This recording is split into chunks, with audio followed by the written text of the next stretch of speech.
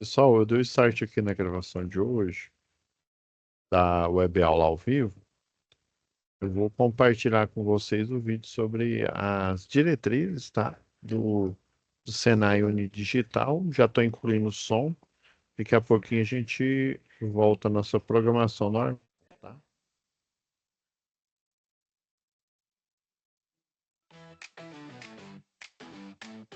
Como aproveitar melhor sua web aula via Teams? Participar de uma web aula é mais do que entrar na chamada, é estar presente, focado e respeitando o momento de aprender. Vamos às dicas? Escolha um lugar tranquilo, bem iluminado e sem barulhos. Isso ajuda você e toda a turma a manter o foco na aula. Entre na sala alguns minutos antes do horário. Assim você consegue testar a internet, o áudio e começar a aula com calma. Sempre que possível, mantenha a câmera ligada. Isso mostra envolvimento. Mas lembre-se, esteja com roupa apropriada, em um local adequado e cuide do que aparece ao fundo. Você está em um ambiente de aprendizagem. Quer falar? Use o chat ou a função levantar a mão. Respeitar o tempo de fala do outro ajuda todo mundo a participar melhor. Evite distrações durante a aula. Feche outras abas, guarde o celular e foque no conteúdo. Esse é o seu momento de aprender. Em caso de dúvidas sobre o conteúdo, fale com seu tutor ou tutora. Para dúvidas sobre acesso ou uso da plataforma, procure um monitor. Use o AVA, ele é o seu canal direto com a equipe. Você faz parte da aula e a gente está aqui para ajudar você a aproveitar o melhor dela.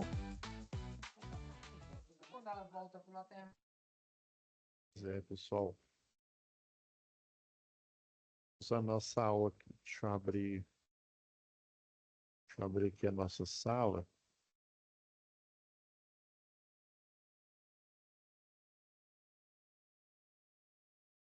Chica, pessoal.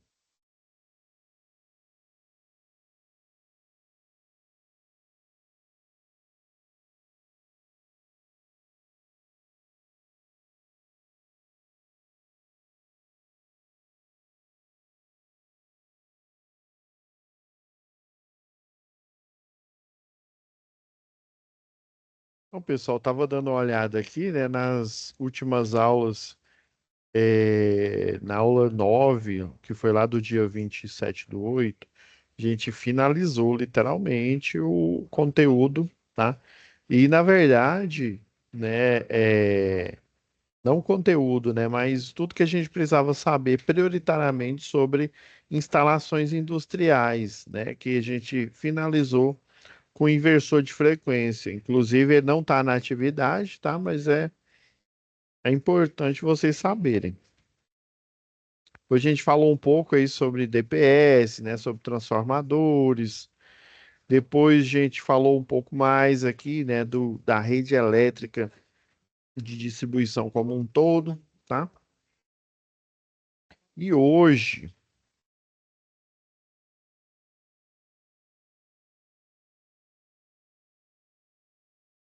eu vou separar aqui, que aí vai ficar mais fácil para a gente. Então, a gente pode falar de motores, né? Eu acredito que a gente falou muito de partida, tá? De partida de motores, mas eu acredito que se a gente perpassar aqui a arquitetura geral deles, eu acredito que vai ficar interessante. Vamos lá pro motor capítulo 2, com a página 19 aqui, ó. Os motores de corrente contínua, tá? Então, o motor de corrente contínua aqui, inclusive para placa solar, tá, pessoal? Motor de corrente contínua, ele é o ideal, tá? Eu presto serviço para uma empresa que a gente elabora projeto, tá? Execução, atualmente a gente terceiriza, mas fornecemos os insumos, fornecemos placa solar, fornecemos as ferragens para você prender a placa solar. E o motor de corrente contínua, ele é fundamental para um projeto onde você tem uma placa solar. Por exemplo, a gente tem bomba de recalque, que já funciona com corrente contínua, tá?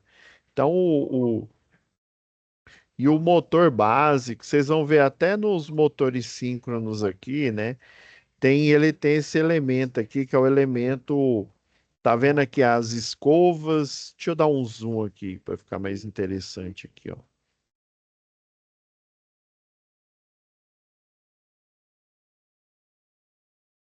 É porque é o seguinte, lembra,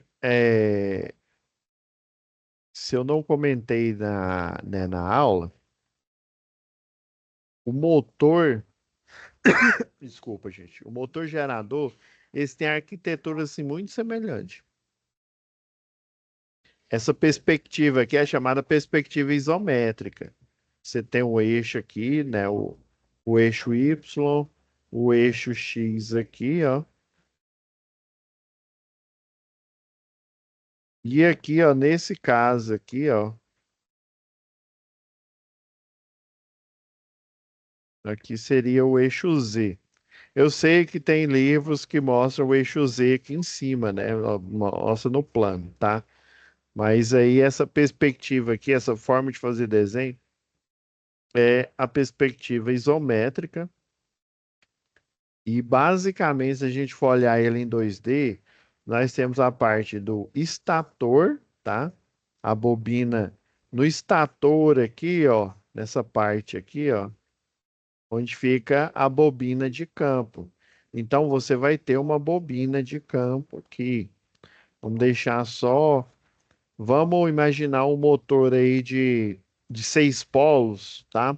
Dois polos para cada fase, tá? Se a gente fosse pensar ele em. Aí, como esse aqui é de corrente contínua, a gente precisa só de 2 polos aqui, tá? Então, aqui ficaria a bobina, né? Aqui no estator, aqui, ó. Vou até diminuir.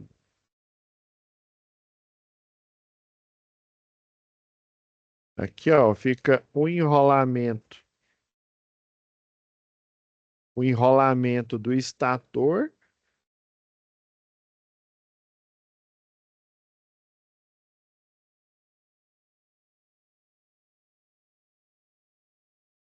Aqui, ó, a gente tem o enrolamento,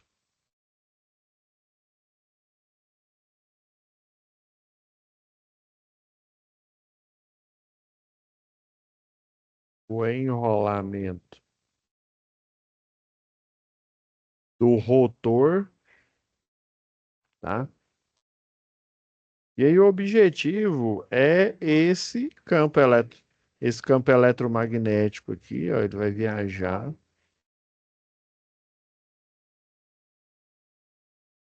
Isso aqui é o beta aqui, ó, densidade de campo magnético. Aí tá vendo aí tem escovas, ele fala escova deslizante, porque literalmente essa escova deslizante aqui, ó, aí aqui ele viria para as escovas aqui, ó, que ela vai entrar em contato com a bobina do rotor aqui, ó. E essa escova, geralmente, ela é de grafite. Aí esse aqui é o motor brush, né? Brush é escova, né? Temos o motor brushless, né? Que é o sem escova, e tem o motor com escova, né? Que é o brush. Basicamente, vocês vão ver que a arquitetura é a mesma aqui, ó.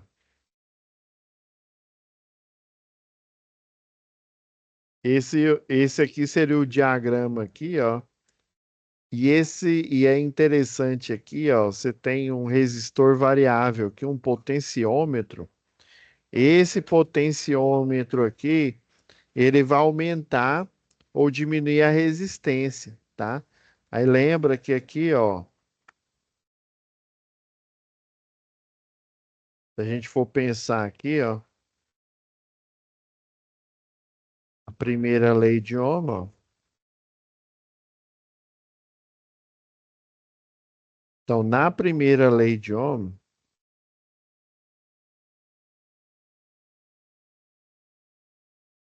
a tensão, né, nos terminais aqui, ó, Na verdade, é a queda de tensão aqui, ó.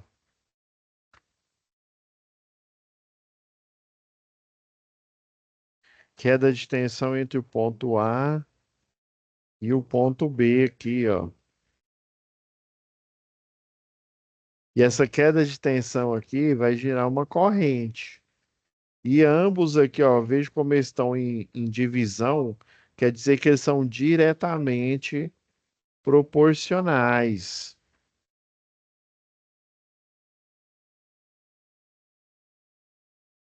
Se um aumenta, o outro aumenta. Se um diminui, o outro diminui, tá? Então, na hora que eu for variando aqui, ó, variando essa resistência aqui, eu vou encontrar, tá? Eu vou encontrar um valor característico. No livro de física, geralmente essa fórmula aqui, ó, isso daqui eu vou conseguir dependendo, ó, porque lá, geralmente lá no livro de física vai estar assim, ó. Você isola aqui, ó, aí vai ficar resistência A, né? Essa RA aqui, ó, vezes a corrente. A corrente que vai fluir aqui, né? O corrente elétrica. Aí, geralmente, essa queda de tensão aqui, você tem a alimentação aqui, ó, tá vendo? Aqui tá vindo aqui do positivo, tá? E o outro aqui vem do negativo aqui, que tá do outro lado do polo, desses dois polos desse motor de corrente contínua aqui, ó, tá? E aí, ó, o RC aqui, ó, na verdade o RC que é variável, deixa eu só corrigir aqui, ó.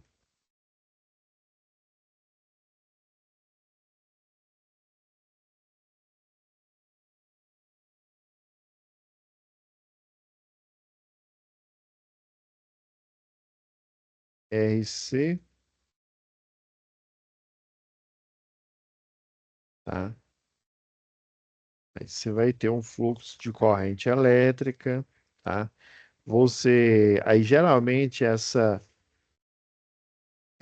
queda de tensão aqui, ó, entre A, entre A e B, se ela for constante aqui, ó, geralmente na matemática eles consideram como constante. E aí, quando está constante, aí nesse caso a resistência à corrente que passa aqui do motor de corrente contínua, aí ela já é diferente, né? Quando é divisão, é direta e proporcional. Agora, quando é multiplicação, é inverso, né? Ou seja, se eu aumento a resistência aqui, ó, eu vou diminuir a corrente elétrica que vai fluir aqui, ó. Vou dando a cor aqui, ó. Aumentei para agora diminuir, né?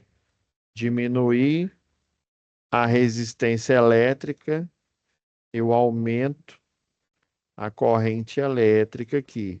Aí quando é multiplicação, aí, é porque na primeira lei de Ohm você tinha, por exemplo, um resistor A aqui é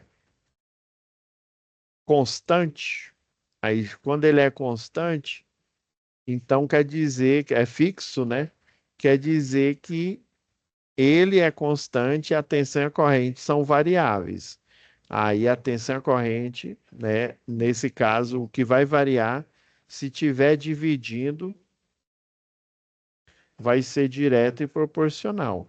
Agora, no caso da resistência variável reostato aqui, ó, para você fazer essa diferença de fluxo aqui, ó, por exemplo, se eu aumentar a corrente aqui, diminuindo a resistência do potenciômetro aqui, aí eu consigo um fluxo maior de corrente e eu vou conseguir até um giro maior.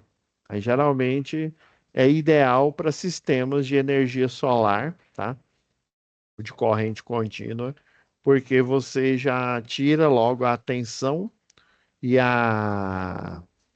Isso aqui, ó, tá o positivo e o negativo, ó, poderia ser, por exemplo, de uma placa solar, né, que eu estava falando. Vou até deixar o desenho aqui, vou modificar aqui, né?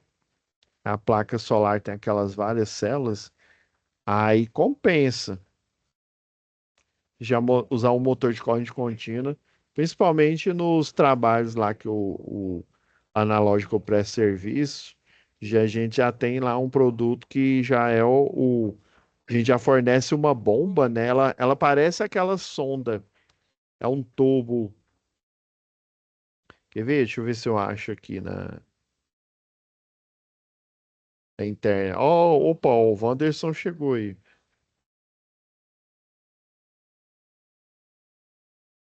Quer ver, ó, motor,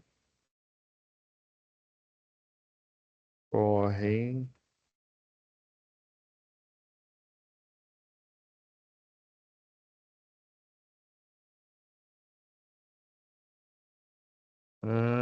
Deixa eu ver. Bomba. Ó, bomba submersa. É, não era exatamente. Ó, essa aqui, ó. Que você tem aqui a bomba Nauger, né? Essa, a famosa aqui que a gente já conhece. Agora, essa aqui, ó, a gente usa essa lá nos kits. Aí tem umas marcas chinesas aí. A gente vende até um kit lá que ele já vem com uma caixa, aí vem com um motor de corrente contínua, porque aí com ele você não precisa colocar inversor de frequência. Por exemplo, se você for converter a tensão contínua da placa solar em tensão alternada, aí você vai utilizar um motor clássico. Mas você pode utilizar esse motor aqui já direto. Aí até o chinês ele vende uma caixinha lá, é fácil de operar. Tem até cliente que ele não é técnico, né? Não é eletricista e tal. Eles aprendem assim numa facilidade muito grande. Mas se for uma coisa maior, tipo um açude, aí a gente por exemplo, você pode pegar um motor, né, normal aí de tensão alternada. Aí tem um inversor de frequência da WEG, o CFW, só estou falando ele porque assim, é o que eu lembro de cabeça, é o que a gente utiliza lá. Aí tem o Solar Drive CFW 500. Aí com ele dá para você, por exemplo, você pega a energia da rede elétrica, né, alternada, e você pega também da placa solar. Você faz ambas as ligações. Aí na parte do dia ele funciona com energia solar e na parte da noite, quando o açude precisar, ele vai funcionar com energia elétrica. Você pode até pôr um banco de bateria. Aí esse tipo de motor aqui, ó. Aí você tem, deixa eu ver se tem a visão dele explodida aqui. Ele é bem mesmo compacto.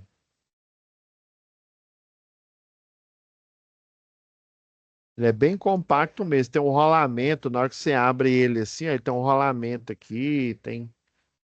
Ele é bem. O último que a gente utilizou foi a açude, né? Açude mesmo para fazenda, né? Para você retirar, né? Poço artesiano. E também a gente utilizou para açude e para gado. Esse daqui é muito bom. Ele é de corrente contínua, tá? Relativamente, tá vendo? Aí ele é praticamente o mesmo preço aqui, ó, pelo menos aqui pelo site, né? O mesmo preço, tá até um pouquinho mais barato que a bomba Nauger, né? A normalzona que a gente compra. Ó, o kit é esse daqui, ó. É esse daqui, ó.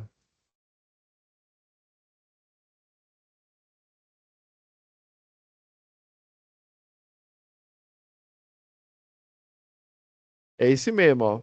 Aí vem Vem essa caixa aqui. A única coisa que a gente muda é as boias, tá? A boia lá do sensor de nível não é muito boa. É um negocinho, não, é um cordão, e parece aquele cordão de fazer tapete, sabe? Só que bem mais fininho, é bem vagabundo mesmo. E a gente pega aquela boia, parece um cantil, e modifica e utiliza ela. É bem melhor. É mais ou menos esse kit aqui, ó, que a gente vende lá. Muito bom.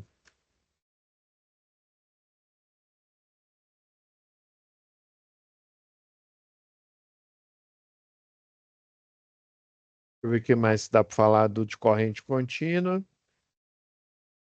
Aí esse aqui é escovado, né? Esse de corrente contínua.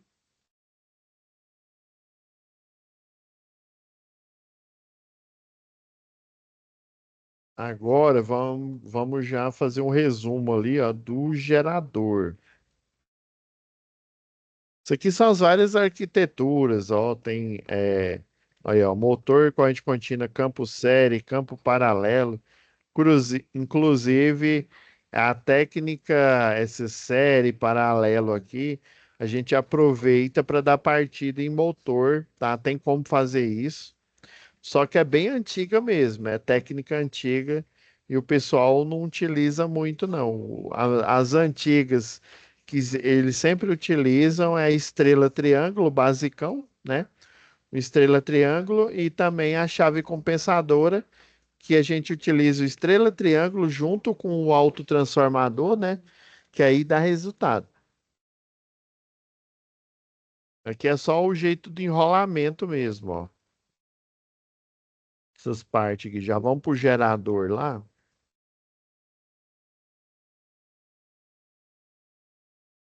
Agora, o gerador, você está vendo que a arquitetura é muito parecida com o motor de corrente contínua. Pelo menos esse gerador aqui, vamos dizer, elementar, né? E esse gerador elementar aqui, na verdade, ele nem precisa desse campo, desse ímã aqui, tá? Na verdade, dá para você, se você fechar esse eixo aqui, ó, que seria seria, vamos dizer assim, o eixo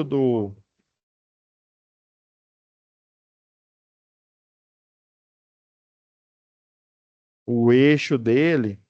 Aí lembra que eu falei da regra da mão direita, né? A corrente elétrica passando, né? Nesse sentido, você tem um vetor força para cima, ó. Por isso que ele tá mostrando esse azul aqui, ó. Esse é o vetor força, tá? Esse azulzinho aqui é o vetor força magnético, ó. Aí por isso que chama a regra da mão direita, ó. Quando tá com a mão direita tá passando nesse sentido, né, lá pro lado esquerdo, o vetor tá para cima. Aí quando ele dá a volta aqui, né, a mão dá a volta aqui, ó, vira, ó, o vetor tá para baixo. Aí nesse caso aqui, ó, ele estaria para cima, né, quando ele desse a volta aqui, né? E ele chegando aqui, ó, ele estaria para baixo. Esses dois lados aqui estaria para baixo, aqui estaria para cima. Mas como ele está preso no eixo aqui, né? Ele vai favorecer. É porque a gente só olha um vetor, mas você tem que imaginar a quantidade de campo magnético aqui, e ele coloca um ímã aqui só para exemplificar. Mas na verdade, se fosse desenhar fazer esse desenho de forma correta aqui, ó, o campo magnético ele estaria circundando aqui, ó. A densidade de campo magnético. É por isso que ele coloca aqui polaridade. É porque é o seguinte, nessa regra da mão direita aí, ó, tem quando, por exemplo, aqui, ó, a corrente ela tá indo pro papel, né? Aí geralmente lá no livro de física eles colocam um X, né? Indo para o papel, o vetor força para cima, campo magnético aqui, ó, o beta.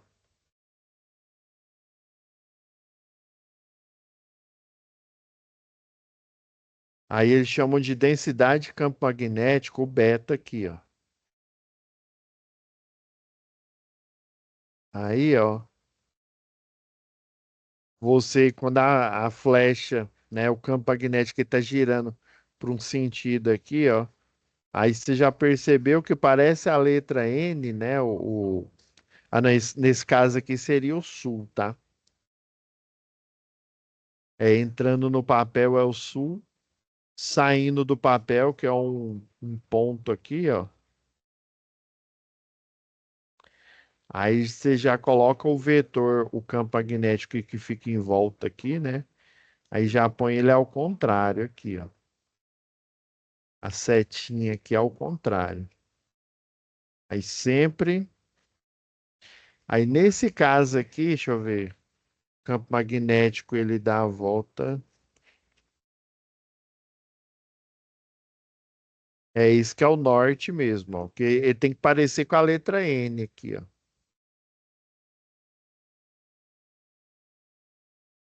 Aí eu dá o polo norte. Aí quando ele muda, ele vem aqui, né? Muda de sentido. Aí ele já vira o polo sul. Esse desenho aqui é só para exemplificar, não quer dizer que no gerador você vai colocar um ímã, ainda mais um ímã permanente, né? Ele está querendo dizer que vai formar uma polaridade aqui. É porque muita gente vê esse desenho, é porque é aquela história. Às vezes o pessoal que desenha a parte didática dos livros aí, né, design gráfico, tá certo que você faz revisões, né? Então, às vezes até o profissional não coloca da forma correta. Porque assim, se eu vejo isso aqui pela uma primeira vez, e eu já vi livro que tem assim, desse jeito, dá a impressão que colocou um ímã permanente de um lado, outro ímã permanente do outro, e aí eles estão criando polaridade. Então, o efeito dos ímãs, né? Você tem um ímã aqui, ó. Aí sempre ele embarra, né? Aí sempre vai ter a polaridade, por exemplo, que é norte, aqui é sul. Se eu vier aqui, ó, e cortar ele o meio aqui, né? Ele vai virar o quê? Vai virar duas barras pequenas, né? Aí, geralmente é assim, ó. Aí vai continuar aqui sendo norte, aqui vai virar sul, né? Aqui é, era sul, né? Aqui vira norte. Aí vira dois ímãs aqui. Aí sempre tem essa ideia aqui. Aí dá a impressão, você pegou dois ímãs permanentes, cortou isso no meio, né? E aí fez essa usinagem aqui. E aí ele virou um gerador, mas não é assim não, tá? É o campo eletromagnético. Quando eu injeto a corrente aqui, mas a verdade é que quando eu injeto a corrente, eu estou usando ele como motor. Agora, lá no gerador de energia, em vez de você ter um ímã permanente, você vai ter um eletroímã.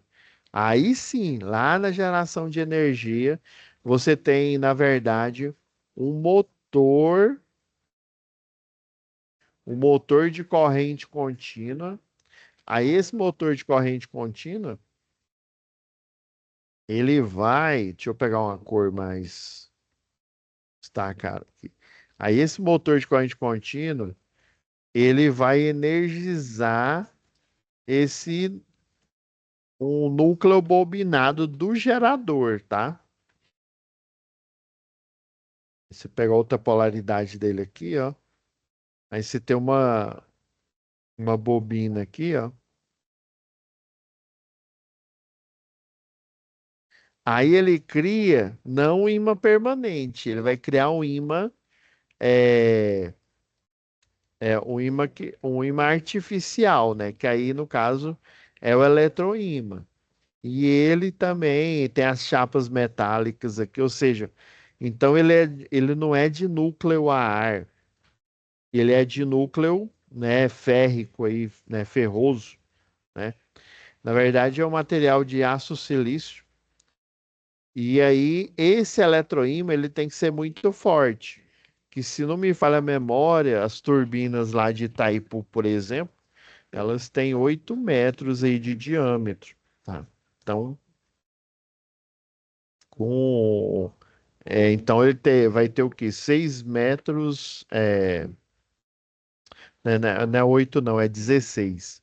É 16 metros e 16 de diâmetro e 8 de raio aqui, tá? E aí ele tem que vencer, porque geralmente o estator do gerador, né, pegando um.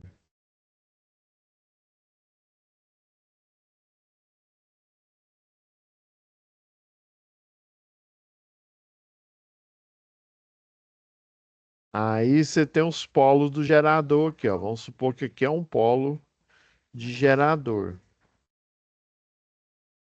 E aí ele vai ter que ter linhas de campo magnético aqui, ó. Aí quem vai garantir essas linhas de campo magnético é o motor de corrente contínua, com esse eletroímã aqui, ó. Então ele vai inundar os, os 16 metros. E geralmente a distância aqui, ó, entre o polo do gerador aqui, ó,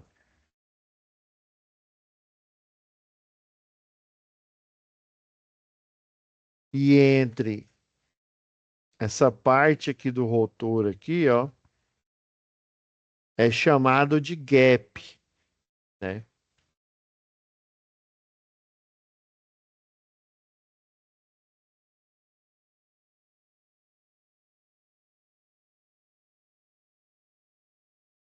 É chamado de gap aqui, ó, esse espacinho,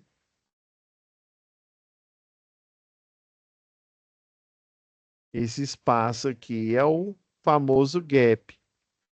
Então, ele é bem fino mesmo, tá certo que eu estou desenhando a mão aqui, obviamente, se isso fosse um gerador, nem girar ele ia, né? Então, esse gap aqui, ó, o campo eletromagnético, ele tem que ser muito forte. Por isso que é um motor gigantesco. Eu não. Uma vez eu li, tem uns livros aí de geração de energia, né?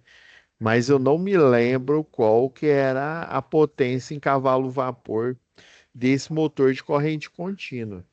Porque aí você usava parte da queda d'água para gerar esse campo eletromagnético, porque sem esse campo eletromagnético viajando de um lado para o outro aqui, ó, no eletroímã, ó, e ele tem que inundar. Aqui eu só tô com uma seção, né? Mas a gente sabe que aqui você tem, né, um bloco inteiro aqui de condutores. Aí esse bloco de condutores aqui, ó, esse azulzinho aqui, ó, ele é um campo elétrico. Então, se eu pensar assim, eu tenho uma barra de cobre aqui, né? Uma barrinha de cobre que eu posso utilizar num quadro de distribuição. Essa barra de cobre, esse metal, até de alumínio também, ele é um campo elétrico, tá? A gente diz que um objeto condutor, né? Ou seja, um objeto metálico, ele é um campo elétrico. Só que quando ele não tem campo magnético passando por ele aqui, a gente fala que o campo elétrico é igual a zero, tá? E aí, quando ele tem campo eletromagnético passando aqui, e esse campo eletromagnético é variável, aí o campo elétrico vai ser diferente de zero, ou seja, ele vai assumir um valor. Por quê? Porque esses elétrons que estão nessa bobina, nesse campo elétrico que é igual a zero é quando eu não tenho um campo magnético, ou seja, o gerador ele está parado. Aí quando o gerador começa a girar aqui e você tem um motor de corrente contínua gerando essa densidade de campo magnético, aí esse motor gira, esse gerador girando e tendo, aí quando ele está girando, o campo elétrico dele vai ser diferente de zero, porque ele vai estar o quê? Ele vai estar imerso no campo magnético e vai estar em movimento, né? Ele vai estar oscilando ali. Aí quando ele está oscilando, né? Quando ele fica diferente de zero, uma coisa acontece, né? O átomo de cobre, né? A gente tem um átomo de cobre aqui e um outro átomo de cobre aqui, né? O número atômico, só para lembrar que é 29, isso. Aí basicamente, né, o elétron livre aqui, ó, ou seja, o 29º elétron aqui, ó, 29º elétron, que quando ele está parado aqui, o campo elétrico dele é igual a zero, porque ele vai estar parado, esse elétron, tá? Ou ele vai estar sem energia potencial elétrica. Isso vai estar sem energia. Aí no momento que ele começa a girar aqui, a chocar com o campo magnético, né, com as linhas de densidade de campo magnético, aí ele vai ficar diferente de zero. Aí o que que vai acontecer? Ele vai saltar, né, o 29º elétron aqui, ó, ele vai saltar dessa eletrosfera e vai voar para outra eletrosfera aqui, ó. E o que estava aqui, vamos chamar esse 29º o primeiro 29º. Esse daqui é o segundo 29º elétron aqui, ó. Aí o segundo 29º elétron do outro átomo de cobre, ele vai o quê? Ele vai pular para outra eletrosfera. É assim que a gente tem o fluxo, né, ordenado aí, né? Lembra lá em eletricidade, a, a definição de corrente elétrica é um fluxo ordenado, né? Se for contínuo, é ordenado para um único lado. Se for alternado, ele é ordenado, só que ele alterna entre o gerador e o consumidor, ou entre o consumidor e o gerador. Ele fica alternando, fica oscilando a uma frequência de 60 Hz aí, né? Que é a frequência natural da rede elétrica aí, né? Do Brasil. Então, esse elétron, quando ele não tem potencial elétrico, ou seja, esse potencial elétrico é a DDP, né? É a capacidade desse elétron poder, a qualquer momento, na hora que eu fecho o circuito, saltar de uma eletrosfera para outra. É aquela história, né? Vamos supor, né? O cidadão, ele quer pular, né, do parapeito de um lugar para outro, e só que ele olha lá e vê que o trem tá alto demais. Aí geralmente ele tá sem coragem. Ele tá sem potencial elétrico, vamos dizer assim. Aí ele toma as canjibrina e ele fica corajoso, né? Então, quando ele toma a canjibrina, ele ganha potencial, né? Ele ganha energia potencial, ou seja, o cérebro dele vai lá para Nárnia e ele fica corajoso. Não, eu vou pular, eu vou pular. Então, o campo elétrico, quando está diferente de zero, ele está imerso numa densidade de campo magnético, ele está corajoso, ele está com potencial elétrico, tá? Então, aí por isso que o campo elétrico, né, representa todos os elétrons livres dentro lá da bobina do rotor, né? E esse campo elétrico, né, aí geralmente para o cobre, se a gente for fazer aquela distribuição lá de Linus Pauling, né, ele é pela distribuição, o elétron de valência dele, ele tem um, né, por isso que ele é um ótimo condutor. Se eu não me engano, ele, que é o de número 29, também o de número, acho que é 80, se eu não me engano, que é o ouro aí, também. Se for fazer a distribuição, os melhores condutores, eles têm de um a 3 elétrons na sua camada de valência, né? Por isso que eu chamei ele do vigésimo, né? Do átomo de cobre que está na esquerda aqui, né? Ele é o primeiro 29º elétron, né? São eles é que vão viajar e criar o campo, né, o campo elétrico variável aí, né? Diferente de zero, que é a corrente elétrica, né? O fluxo ordenado aí de elétrons. Então ele é que vai criar essa corrente. Professor, e os outros 28 elétrons? Faz o que lá? Fica jogando carteado? Não. Eles ficam na órbita aqui, né, em cada órbita, criando a coesão da matéria. É aquela história. Os elétrons, né, o cristalino aí, que é o professor de química aí, ele é mais habilitado que eu, né? Mas da parte que eu sei, né? O cristalino, né? Que é a formação geométrica ali de um metal, de um condutor, ele, os elétrons, basicamente, eles fazem ligações e eles mantêm a coesão da matéria, tá? Se eu, por exemplo, tivesse o poder de Grayskull aí de mover os elétrons, né, todos os elétrons de um determinado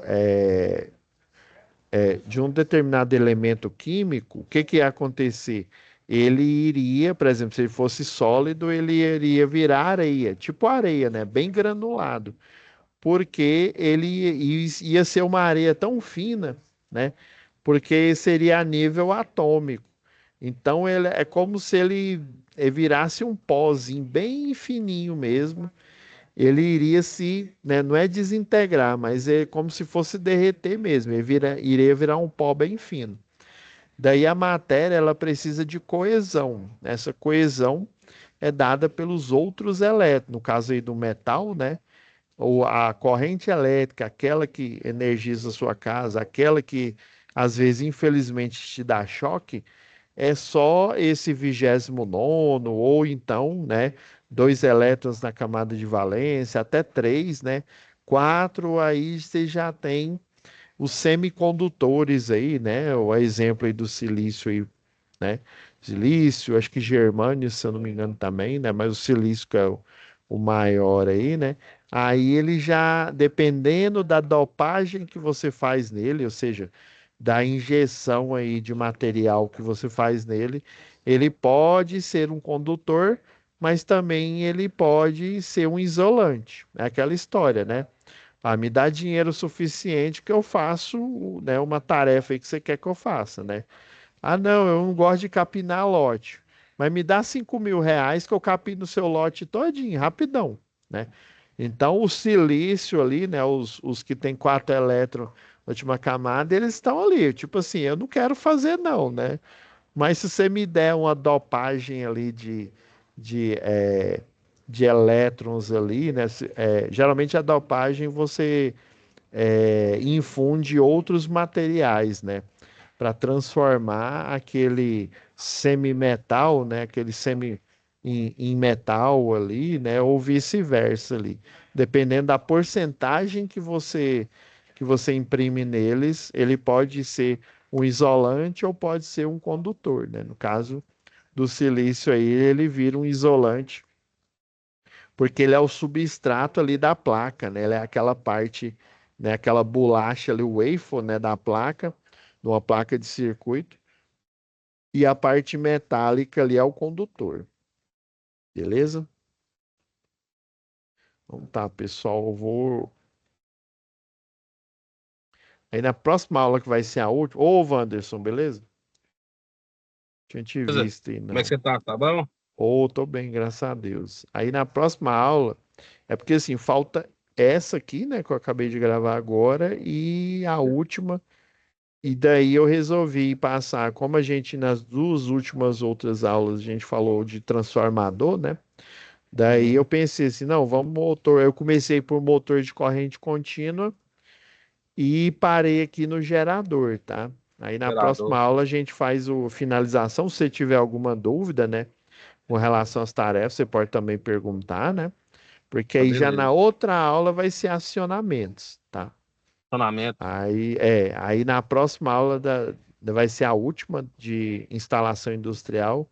Daí a gente finaliza aqui a parte de gerador e, e fala sobre os vários tipos de motor, porque a gente falou só das partidas, né?